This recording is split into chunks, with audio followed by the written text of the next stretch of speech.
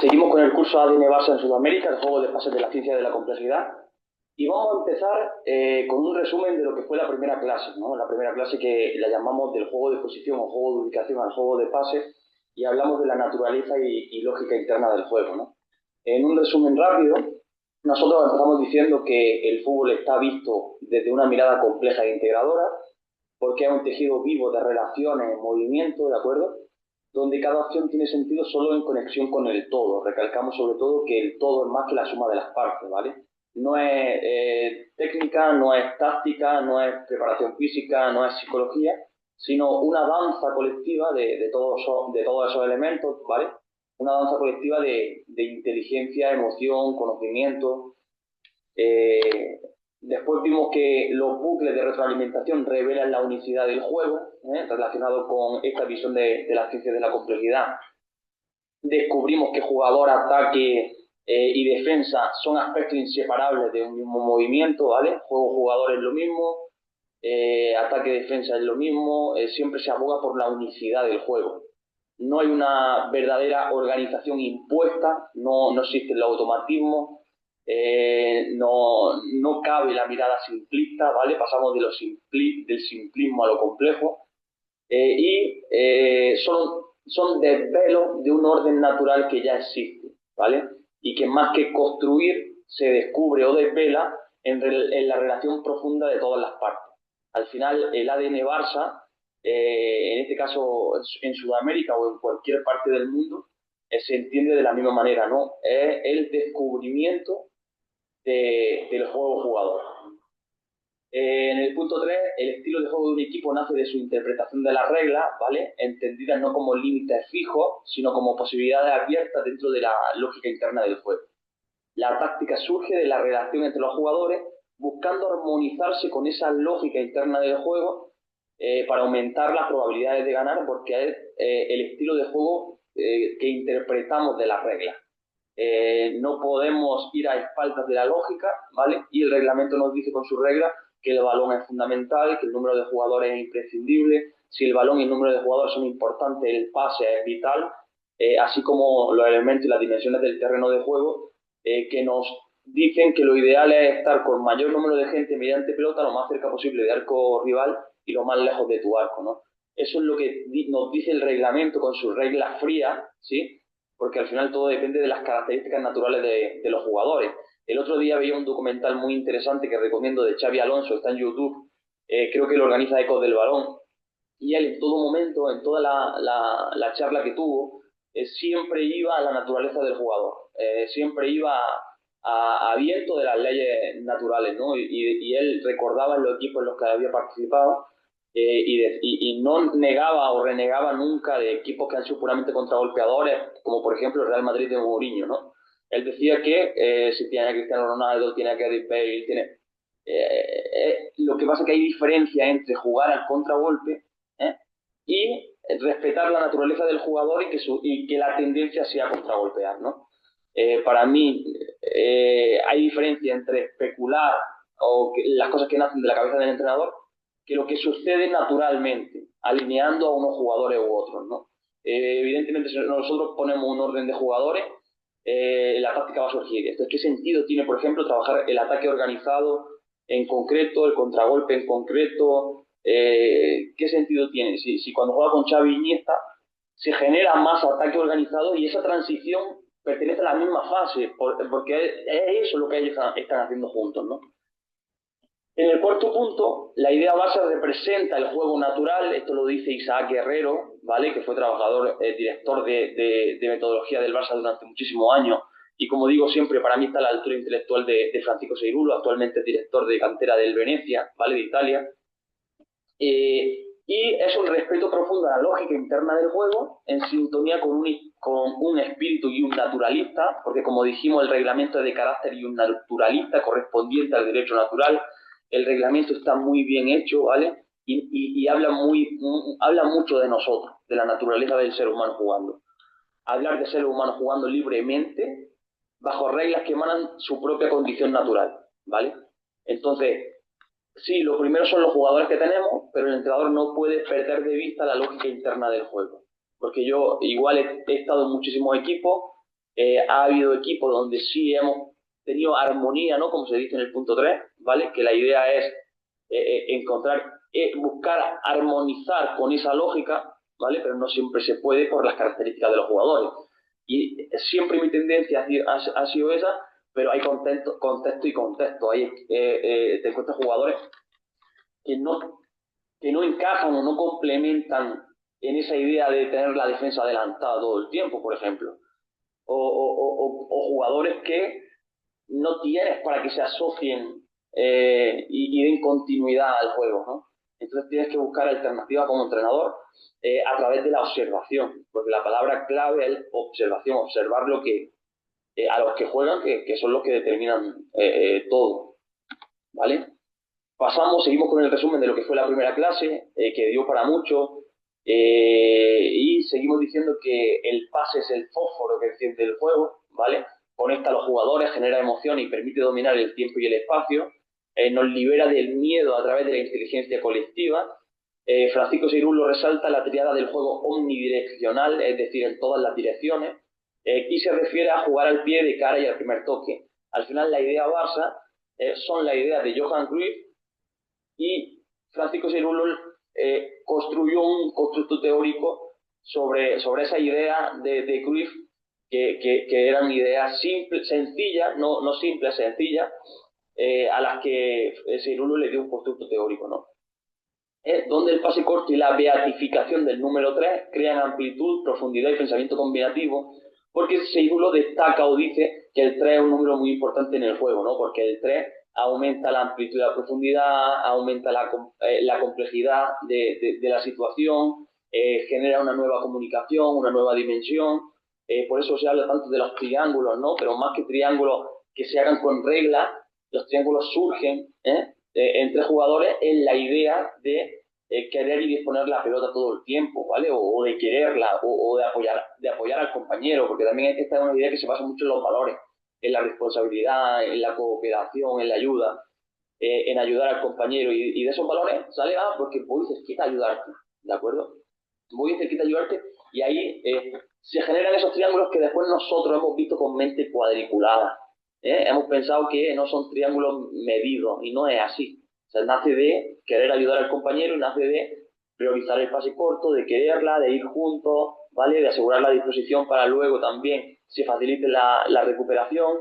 Entonces, los triángulos para mí no son medidos en la idea base, sino que surgen naturalmente, sobre todo si existen esos valores, ¿no? En el equipo, en el grupo, que yo creo que es otra de las cosas que alguien como director de orquesta o como entrenador debe preocuparse de gestionar en qué dirección. El otro día vi un tuit muy bueno de Pedro Mendoza, que es muy bueno, lo recomiendo siempre, lo nombro en todas las clases, y él dice que ponía un tuit donde decía que el buen profesor no dice lo que hay que hacer, pero dice dónde hay que mirar, ¿no? Entonces al final el entrenador puede decir, oye, miremos en esta dirección, en la dirección de construir, crear, de amar la pelota, de ser íntegros con el juego para sentir plenitud. Ahí, y ahora el jugador se expresa libremente dentro de esa dirección, ¿vale? De este texto hay una frase que me encanta, y es liberarnos del miedo. ¿Por qué? Porque nosotros, mi experiencia como entrenador, yo tengo mucho miedo cuando no juntamos 2-3 pases, ¿no? En cambio, cuando alguien junta 2-3 pases, uno empieza a tener el control del partido. De hecho, lo dice Francisco Seirulo, que con 3 pases uno empieza a dominar el tiempo y el espacio, empieza a sentarse en el juego, empieza a ser dominador. Y tiene sentido, ¿no? Y tiene mucho sentido. ¿Vale? El segundo punto es la presión tras pérdida guiada por la regla de los 5 segundos, ¿vale? Donde buscamos recuperar el balón inmediatamente aprovechando el desorden del rival para antes de que logre reorganizarse, ¿de acuerdo? Es una de las características básicas de esta idea que se resume en disponer de la pelota y cuando no se tiene querer recuperarla rápidamente para seguir disponiéndola y disfrutando de ella y compartiéndola, ¿vale? Y tras una larga secuencia de pases, la fatiga y la confusión rival facilitan la recuperación, haciendo de la presión tras pérdida parte esencial del continuum del juego. Para mí la clave está en el continuum, en el saber que el juego no son jugadas. Esa jugada está condicionada por una jugada anterior y hay que entender ese continuum, ¿vale? Donde posesión, pérdida y recuperación forman un solo flujo inseparable, ¿de acuerdo? Después, las ubicaciones y reubicaciones en el juego surgen de manera natural e instintiva, es lo que hemos estado diciendo sobre los triángulos, según el sistema de relaciones vivo en el que estamos inmersos, donde las distancias no se miden en centímetros o metros, como dice Pedro Mendoza, sino en la sensibilidad respecto al espacio del otro, ¿vale? Como la mamá que duerme con su bebé sin despachurrarlo. Al final, en ese constituirse en valores, se respeta el espacio del otro, ¿vale? Y yo quiero la pelota, pero no puedo porque mi compañero está delante. Y lo voy a ayudar para el objetivo del juego, ¿no? Que es superar al rival y llegar al arco contrario para hacer gol. Alrededor del balón, el balón actúa como un eje magnético que determina esas distancias. El otro día en la primera clase estuvimos viendo un vídeo de Flamengo 2019. Entonces ellos, para mí sí hacen un juego de posición porque respetan la lógica interna del juego, pero no daban la amplitud por fuera o demasiado o fijando por fuera, sino que todos la quieren al pie, que incluso tiene más valor, incluso es más ADN Barça porque todos la quieren al pie, ¿vale? Y los espacios los determinaban en otras distancias y seguía siendo rentable, ¿vale? No sé, ese equipo que creo que fue campeón de Libertadores finalmente, ¿no?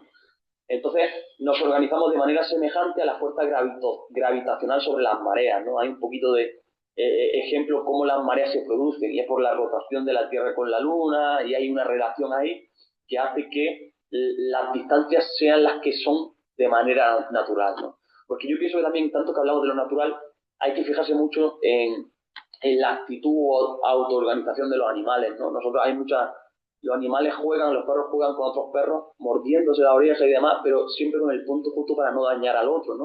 Y yo creo que el juego tiene mucho eso. También dijimos y hablamos sobre el Homo Ludens, que es el hombre que juega, ¿no? Que es una obra maravillosa de Johan Huizinga, es otro libro que recomiendo. Y es que naturalmente surge, no hay que tenerle miedo a ese instinto natural del ser humano, o sea, de manera inconsciente, de manera automática, me estoy hablando de la palabra de Guti, sucede el juego ahí y para mí ese es el juego más rentable, más que el prefabricado, el que tienes el que quiere organizar como fichas de ajedrez, ¿no? Esto no, se aleja mucho del ajedrez porque lo juegan seres vivos y lo juegan seres vivos en relación con otros seres vivos a través o mediante una cosa redonda que es totalmente impredecible. Entonces, el contexto es altamente complejo, no se puede controlar absolutamente todo. Y cuanto antes aceptemos que el juego es desorden, incertidumbre, ruido, y que la misma vida tiene eso, mucho mejor, más lo vamos a controlar, ¿vale? ¿Vale? Luego ya, por último, para terminar el resumen de lo que fue la primera parte, salir jugando desde atrás permite atraer la presión rival, liberar más espacio arriba y mantener la identidad del juego. Lo que queremos es darle valor a la pelota, en eso se resume, pero debe hacerse respetando principios flexibles y no soluciones matemáticas. Una salida de balón para mí no es algo que se deba trazar con reglas, adaptándose a la dinámica viva del juego. Cada jugada cambia y solo pueden trazarse líneas claras que no clarísimas como bosquejos abiertos. Esto lo decía Sampaoli, ¿no? De que yo puedo preparar algo, pero si el rival en esa incertidumbre, donde no sabemos qué decisión va a tomar, cambia de jugadores o cambia de sistema, ahí qué hacemos, ya se nos fue lo que habíamos trabajado o habíamos preparado, ¿no? Y quizá lo hacemos y surge naturalmente, pero nosotros como entrenadores estamos buscando que se dé aquello que concreto que nosotros trabajamos para decir, oye, lo hemos trabajado, ¿no? No es así, el juego es infinito y vemos solo lo que sabemos, pero el juego es mucho más, ¿vale? Entonces, Sampaoli dice que las cosas claras, que no clarísimas, las cosas como bosquejo, y hay que hablar de la cultura de la salida, no de las salidas en concreto que son infinitas. Entonces, el jugador debe entender o debemos prepararlo para que entienda el objetivo de salir jugando desde atrás, que es no perderla, que es atraer rivales para liberar espacios por fuera. Entonces, si el jugador entiende eso, incluso en los entrenamientos podemos ofrecerle ese contexto y ahí va a aprender, ¿vale? No aprender, aprender, es decir, a sacarlo de dentro, o a que se le pegue en el cuerpo,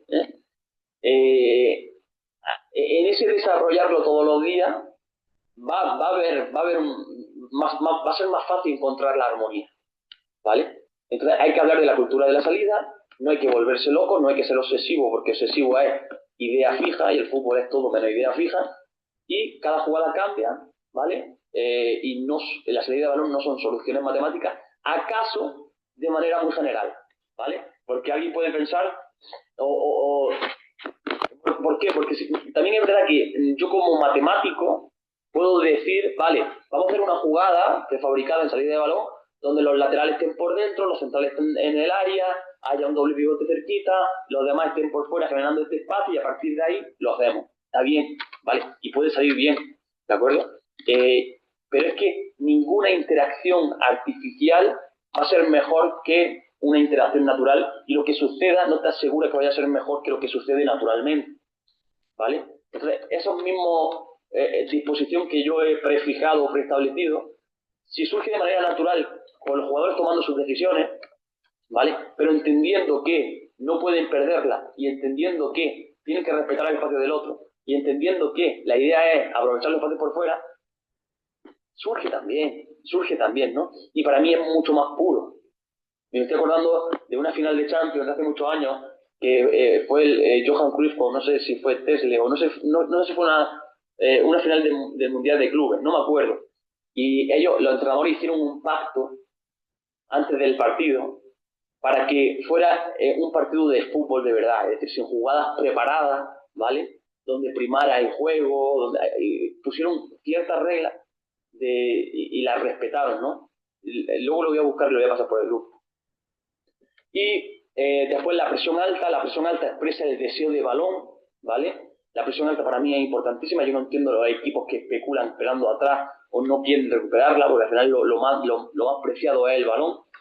Incluso yo creo que es una idea que beneficia independientemente de los jugadores que tenga, porque es quitarle tiempo y espacio al rival, que es lo que siempre queremos, ¿vale? Porque uno puede pensar, bueno, es que si voy arriba, adelanto la defensa y quizás tengo una defensa lenta y me hacen daño por fuera. Pero es que los problemas los vas a tener siempre. O sea, ese problema es igual a encerrarte atrás, estar cerca de tu arco y esperar que no te hagan daño, ¿vale? Al final acaba siendo el mismo problema, incluso los resultados acaban siendo los mismos, porque lo que determina los resultados es el nivel de los jugadores, no es tanto la idea. Incluso, ¿entendéis? Quizá pueda funcionar esperar en tres cuartos, sí, pero también en mi experiencia con mi equipo nunca me ha convencido, porque la presión alta ordena, organiza, porque si uno va, también te activa mentalmente, te mete un partido, te hace un equipo, aunque sea una palabra fea, intenso. Te ubica en posición adelantada, cerca del área rival, que es lo que quiere. Te mantiene a los jugadores activos física y mentalmente. Estoy pensando en la U de San Paoli, que decía, dejo espacio atrás, pero de eso hacían su virtud, ¿vale? Ellos eran contragolpeados porque dejaban mucho espacio atrás, pero eso para ellos era positivo. Entonces, ¿por qué nosotros vamos a pensar, no, es que si no me van a hacer daño por fuera? ¿Vale? Son múltiples beneficios, refuerzan una mirada integral del juego, ¿vale? Donde atacar, defender y recuperar forman un mismo impulso hacia el dominio del espacio y del tiempo, ¿vale? Entonces, para mí, yo en mi equipo intento que haya buen pie, disponer de la pelota el mayor tiempo posible, vivir del pase, priorizar el pase corto, reforzar la presión tras pérdida, que depende del continuum del juego, hacer presión alta, que expresa el deseo de balón, y ese es el ADN Barça, ¿no? ¿Vale? Después, por último, en el fútbol las relaciones están por encima de las posiciones. No son las posiciones como tal, no hay un modelo antes, porque es un fenómeno complejo, relacional y emergente, donde no existen estructuras rígidas sino móviles. No se parte del sistema sino del jugador, ¿vale? Los quienes determinan los cómo, y más que hablar de posiciones fijas se debe atender a las necesidades dinámicas del equipo en cada momento. El sistema 4-3-3, 4-2-3-1 puede ayudar para llegar al jugador de alguna manera, ¿no? Que sea la base, pero sin darle mucha importancia, ¿no? Vale, está bien, lateral derecho, izquierdo, lateral.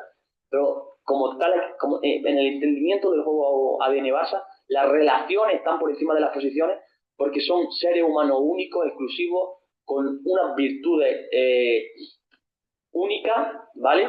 En relación con otro. Entonces, en esa relación se generan unas necesidades. Y esas necesidades no siempre tienen que ver con un lateral derecho, no siempre tienen que ver con un central, no siempre tienen que ver con un centrocampista. Entonces, hay que ver lo que tenemos, por eso hay que llegar con un folio en blanco a los equipos. Yo llego con un folio en blanco, como dice Oscar Cano. Vemos cómo son en relación y a partir de ahí, a través de la observación, vamos diciendo o van sucediendo las cosas. ¿Vale?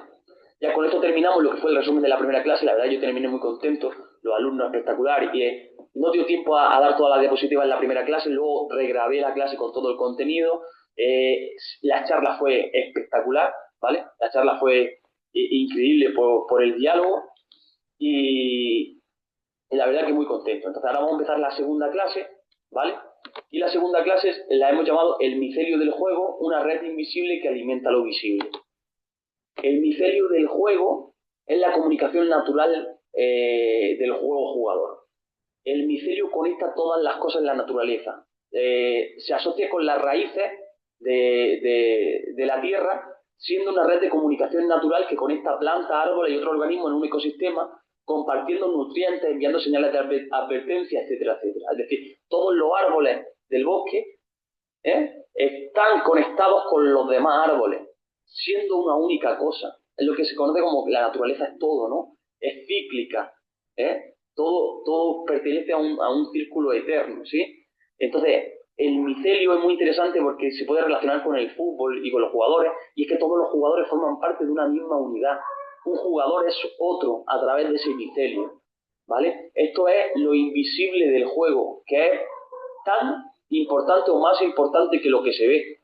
Entonces, todo está conectado bajo tierra o en el aire, ¿sí? Se asocia con las raíces siendo una red de comunicación natural que conecta plantas, árboles y otros organismos en un ecosistema, compartiendo nutrientes, enviando señales de advertencia, etcétera, etcétera. Es una inteligencia colectiva del ecosistema, ¿vale? Una red invisible de cooperación y transformación constante, cuyo fin es mantener el equilibrio y que todo funcione. No solo conecta, sino que co-crea, ¿vale? No es relación, no es relacionar uno con otro, sino que todo existe conjuntamente de manera simultánea. Es una co-creación, ¿vale? Es como la World Wide Web de Internet. Todo está conectado, es una red donde todo está conectado, ¿vale? Y eso hace que suceda el juego. Por eso, ver el juego de esta mirada es muy importante. Por eso Xavi Hernández es tan importante, que de manera singular tiene muchos defectos, pero como el micelio conecta todo, él se vuelve imprescindible en esa organización del juego, ¿no? Entonces es una idea muy interesante y es que todo está conectado, ¿no? No solamente en el juego, sino también en la misma naturaleza. Un árbol está compartiendo nutrientes y enviando señales a otro a través de esas raíces. Pero claro, como hemos dicho, co-crea, no conecta. ¿Por qué? Porque si el juego es unidad, y es lo que hemos estado diciendo siempre, y nadie puede ser sin su contexto o sin sus alrededores, el fútbol en realidad no es un juego de relaciones exactamente, ¿vale? Porque relación es correspondencia o conexión entre dos cosas o más. Pero si estamos diciendo que todo es lo mismo, ¿vale? Todos estamos inmersos e involucrados en una misma dinámica. Hay una frase buenísima de Paco de Lucía, que es quizás el mejor guitarrista de la historia, que dice que la fusión puede dar resultado aunque yo no creo en ella. En mis trabajos con Larry Coryell, John McLaughlin o Aldi, perdón la pronunciación, o Aldi Meola, la música no era flamenco ni jazz, ¿vale? No se etiquetaba en algo, no era juego de posición, no era algo definido, era una fusión de músico que no de música. Es una fusión de futbolistas, de jugadores únicos e irrepetibles, que generan eso de manera exclusiva. No es una fusión de flamenco, jazz, juego de posición, no. Es una fusión de músicos que es lo más importante. Y esta idea también es interesante, ¿no? Como que no es tanto un juego de relaciones cuando uno es otro, ¿vale? Aquí lo vamos a ver más claro.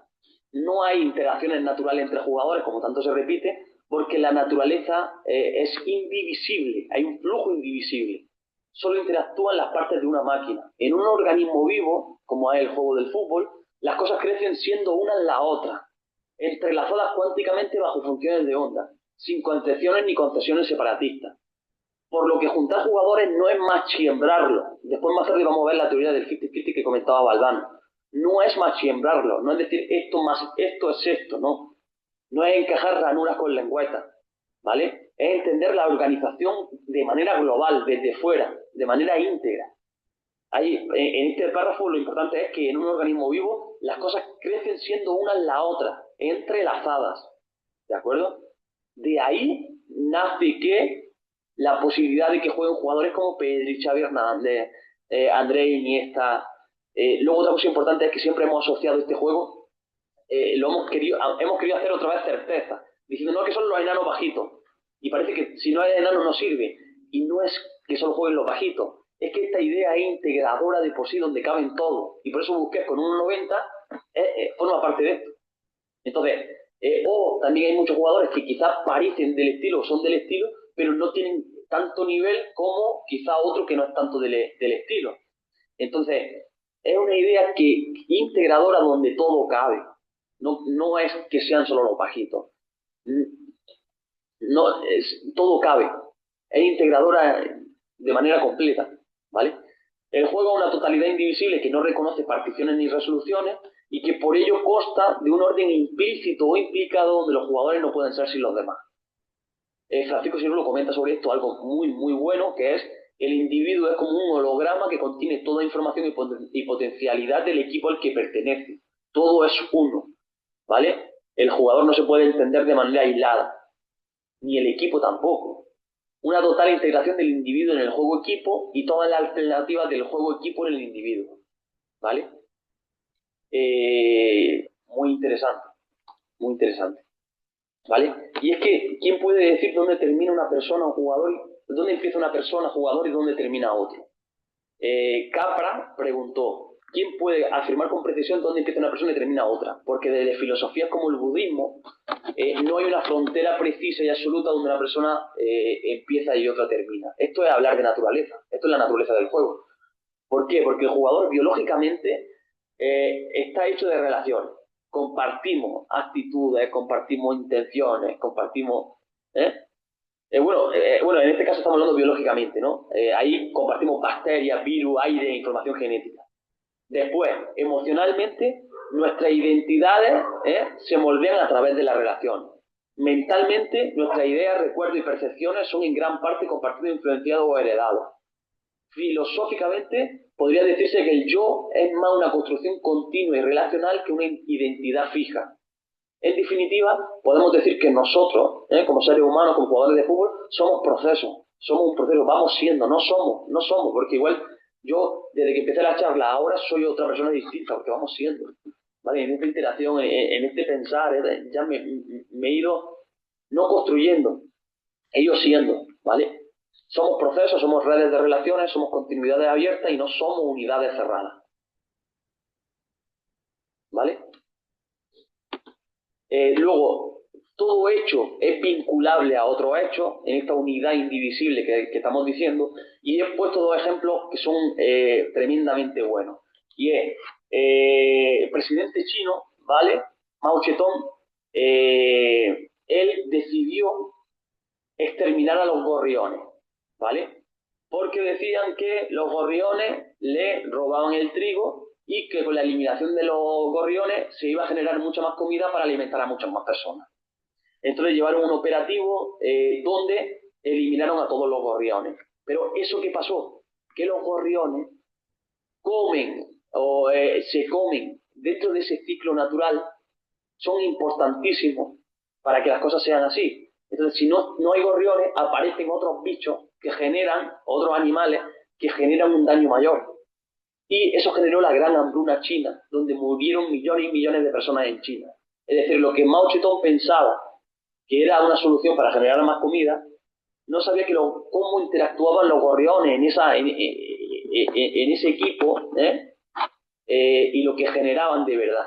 Eso generó la gran hambruna china y hasta tuvieron que traer, creo que desde Rusia, en un tren, gorriones, cantidad de gorriones para volver a restaurar ese ciclo, y que el trigo, bueno, las cosas fueron como antes, ¿no?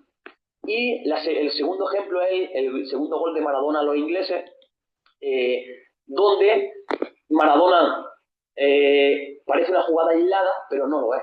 Todo el mundo interviene en esa jugada. Maradona él comenta en una entrevista que él en todo momento quiere pasársela a Valdano, pero que no encuentra opción. Y Valdano le va acompañando, y los demás le van acompañando. Y los ingleses le van saltando a Maradona, pero también están condicionados por tener que proteger por fuera. ¿Entendéis? Entonces es algo conjunto, no es algo de Maradona. Es algo de Maradona intentando pasarse la Valdano y demás compañeros, preocupando a esos rivales, haciendo que estén en esa ubicación. Es decir, en esa dinámica participan todos, participa hasta el arquero de Argentina, participan todos eso es ciencia de la complejidad, eso es sistema de relaciones, ¿vale? Entonces es un gol que no es una acción aislada de Maradona, es un gol de todo, ¿vale? Todo hecho es vinculable a otros hechos, porque quizás si no es Maradona y es otro, bueno, evidentemente el talento de Maradona, como dijo Lillo, es un contexto en sí mismo, ¿no? Es algo único, pero fijaos que Maradona se le conoce como quizá alguien egoísta y es todo lo contrario. El más solidario del mundo, el que vivía para los compañeros de verdad, el que de verdad entendió el juego, el verdadero altruista, el que quería que el compañero fuera grande. ¿Vale? Y fijaos que un poco se le puede reconocer como alguien muy individualista y al revés. O sea, Diego no es ego. No digas ego cuando hables del Diego. Yo lo tengo tatuado. Vale. Después, esta idea camina hacia jugadores especialistas en colectividad. Juan Malillo lo dice. Juan Malillo dice que no quiere jugadores especialistas, quiere jugadores especialistas en colectividad. Porque Edgar Morin dice sobre los especialistas o expertos en el fútbol que por genial que sea un especialista, solo sabe de su especialidad y hace de eso una totalidad. Cuando una parte se convierte en el todo, el resto de lo existente desaparece. Cada uno se enfoca en lo suyo. Y eso sucede por el negocio, porque todo el mundo quiere ser importante y todo el mundo quiere vivir del fútbol. Entonces se especializa en las funciones del lateral izquierdo y se hace experto en eso para que el negocio tenga sustento, porque evidentemente imagínate a alguien, no hace falta ser especialista, vamos a enfocarnos en el juego, todos somos entrenadores de fútbol, que así debe ser, así es, ¿no? Pero por culpa de la industrialización del comercio, ¿vale? Se hace más importante las especialidades, ¿vale? Aparecen los expertos, los especialistas, que se hacen expertos en su parte sin considerar que esa parte está influenciada directamente por las demás en ese todo que siempre hemos estado hablando. Gilles Krishnamurti dice que nos educan para ser especialistas y la especialización destruye la inteligencia. La inteligencia es la capacidad de enfrentarse a la vida como un todo y no podemos hacerlo si no especializamos en una parte de ella. En la escuela Menotti, Fernando Signorini y todos los profesores caminan en la idea de que no es un preparador físico, es un preparador futbolístico. El analista debe ser un entrenador. O sea, un cuerpo técnico debe estar conformado por entrenadores, ¿vale? Y podemos especializarnos. Quizás alguien puede tener más conocimientos, bueno, pero es que al final es un conocimiento incompleto, que no pertenece al todo. Signorini, que es el preparador físico por excelencia, el preparador físico de la selección argentina, y Diego Armando Maradona, dice que los preparadores físicos no existen, que la preparación física no existe de manera aislada. O sea, pertenece o sea, debe integrar el juego. Fernando Signorini es un entrenador de fútbol y su figura y lo que él promueve es muy, muy importante, porque más que nada es desarreglar todo lo que venía pasando, ¿vale? Para decir, oye, esto no es, nosotros somos otra cosa, el ser humano es otra cosa, ¿vale? Después, Ocelot, que fue un cantante que falleció por cáncer español, muy bueno, lo recomiendo, Ocelot, él decía que antes todos los continentes fueron Pangea, que yo creo que en el juego lo que tenemos que pretender es eso, que sea Pangea, ¿vale? Pero al especializarnos perdimos componentes, porque al especializarte en algo estás perdiendo lo demás. Nos hicimos competentes solo en alguna tarea. Yo no quiero estudiar un punto mientras todo se expande, porque en la dinámica y en el juego complejo todo va siendo, en las infinitísimas relaciones del flujo. Entonces, estamos estudiando un punto mientras todo está creciendo, y está creciendo entrelazado. Entonces, para mí esto es importantísimo entenderlo para conseguir una mirada del juego más pura, ¿vale? Qué absurdo contentarse así siendo el mundo tan grande, si el mundo es infinito. O sea, no sabemos, el ser humano tiene un conocimiento limitado, no conoce muchas cosas. Hay especies de animales que no hemos visto nunca y que estamos descubriendo ahora, ¿no? No sabemos si fue antes el huevo y la gallina, no lo sabemos. ¿Eh? Entonces, si todo se expande, todo es tan grande, estamos estudiando un punto, incluso estamos yendo en la dirección equivocada, porque pensamos que también que progresamos, pero progresamos en qué dirección. ¿Eh? Queremos darnos respuestas o sentirnos aliviados con la respuesta. Pero el progreso también es otra cosa. El progreso no tiene que ver con la tecnología, el progreso tiene que ver más con la espiritualidad. ¿Vale? Entonces, todos los continentes fueron Pangea, me parece una idea muy Barça. Y es que el Barça lo que pretende es que el territorio sea Pangea. La idea Barça es Pangea. No hay fronteras. ¿Por qué nacen las fronteras? ¿Por qué nacen los países? ¿Por qué se dividen? Por intereses. Que tiene que ver con intereses económicos. Entonces ahí vamos dividiendo entre países, etc. Todo era Pangea, un mismo continente. Y eso es lo que tenemos que entender como, creo, como entrenadores. Hacer que todo sea una misma cosa. ¿Vale? Después destacamos una empresa de saques de banda, ¿de acuerdo? Lo que hemos hablado de especializarnos tanto, y esto es para debate, para debatir ahora a través de Zoom, y es qué sentido tiene esto. En 2004 en Inglaterra se fundó Throwing, una empresa especializada en entrenar saques de banda. Jürgen Klopp, entrenador del Liverpool, contrató estos servicios para poder sacar más provecho a los laterales. Él comenta, quiero lanzamientos precisos y largos que sean útiles, comentó Mark. Los buenos saques ganan partidos, ¿vale? Esto es lo que hemos dicho antes de especializarnos en un punto mientras todo se expande, ¿no? Un entrenador de saque de banda a mí me parece algo disparatado y algo muy simplista, ¿de acuerdo? Y es algo que no he puesto esta diapositiva para exponerla, sino para debatirla en el Zoom, para ver qué pensamos entre todos y qué surge. Pero es algo que no me encaja con todo lo que estamos hablando, ni encaja con los sistemas complejos. ¿Vale? En eso que hemos hablado del negocio, de lo mercantil, de la instrumentalización, hay algo que se ha dicho del juego de posición y es que cada pase tiene que tener intención. Y yo pienso que no es tanto así, porque esta idea Barça, que es compleja, no entiende de ese querer hacer útil todo, de querer vender todo, de que todo sea útil.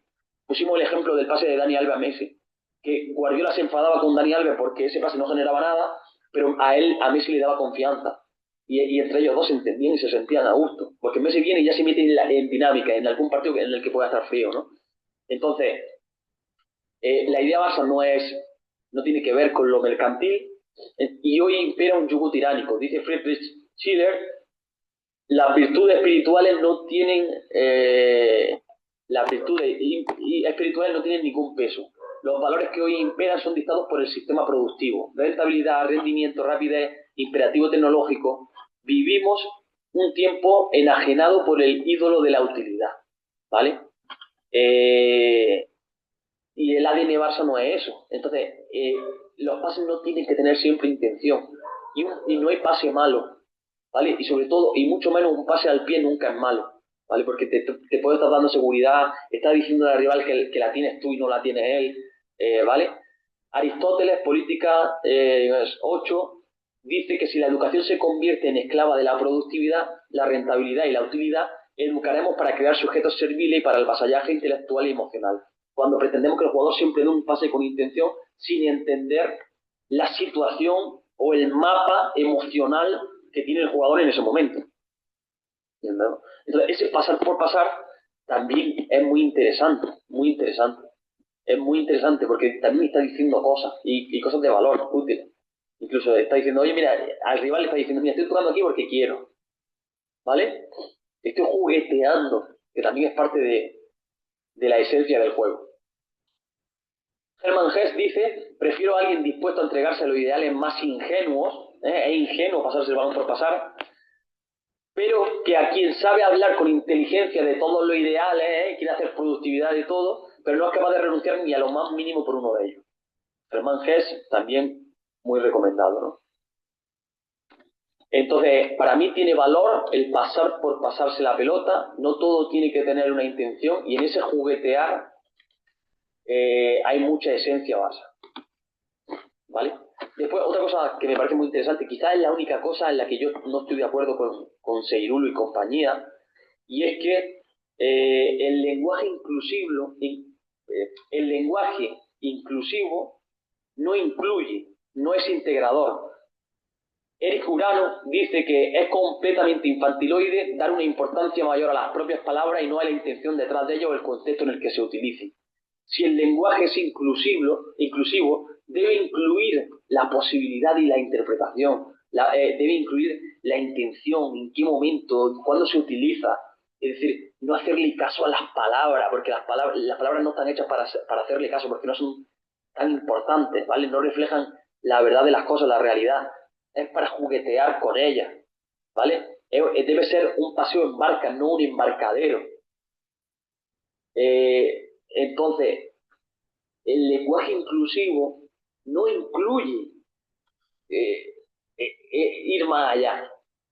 Y la terminología que se pretende en la Casa del Barça, pues bueno, todos la sabemos, lo vamos a decir, y es, no es atacar, es disponer, no es defender, es recuperar, no es trabajar, es practicar, no es robar la pelota, es recuperar la pelota, no es batalla, es juego, competición, partido, no es disparar, es finalizar, intentar marcar, no es duelo, es situación de uno contra uno, no es siempre, es normalmente, generalmente, no es nunca, es raramente difícil, no es sufrir, es disfrutar, no es decir mandar, es intercambiar, no es luchar, apretar, es colaborar, cooperar. Me parece muy bien, me parece excelente, pero no es tan importante. ¿Por qué? Porque, como hemos dicho, no sabemos la intención de ella, no sabemos el contexto, no sabemos la posibilidad de pensar otro. Es decir, yo puedo estar hablando de batalla y saber todo esto. Son palabras, solamente son palabras, es un juego, es un jugueteo. No pasa nada.